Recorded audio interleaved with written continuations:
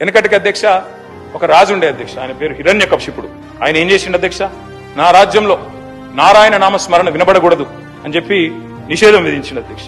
నా రాజ్యంలో హరియానా వాళ్ళు కనిపించకూడదు అని నిషేధం విధించాడు. కానీ ఆయన పుట్టిన కొడుకు ప్రహ్లాదుడు రోజు నిత్యం నారాయణ మంత్రాన్ని జపిస్తుండే అధ్యక్ష.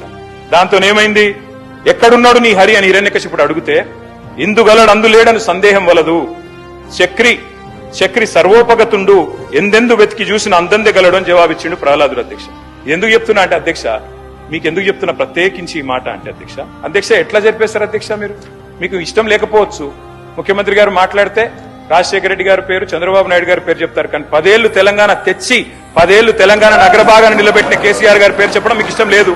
కానీ వాస్తవం ఏంది అధ్యక్ష, ఎట్లా జరిపేస్తారు కేసీఆర్ గారు ఆనవాళ్ళు? అడుగడుగున ఆనవాళ్ళు కేసీఆర్ గారివే కదా. మీరు కూర్చునే సెక్రటేరియట్ కట్టిందే కేసీఆర్ గారు. అట్లాగే ఇవాళ ముఖ్యమంత్రి గారు కూర్చుంటున్న కమాండ్ కంట్రోల్ సెంటర్ కట్టింది కేసీఆర్ గారు. మీరు ఫ్యూచర్ సిటీ అని బిల్డప్ ఇస్తే ఆ ఫ్యూచర్ సిటీ భూసేకరణ చేసిందే కేసీఆర్ గారు. అసలు తెలంగాణ రాష్ట్రమే కేసీఆర్ ఆనవాళ్ళు కదా. అంతకంటే ఏం చెప్పాలి మీకు?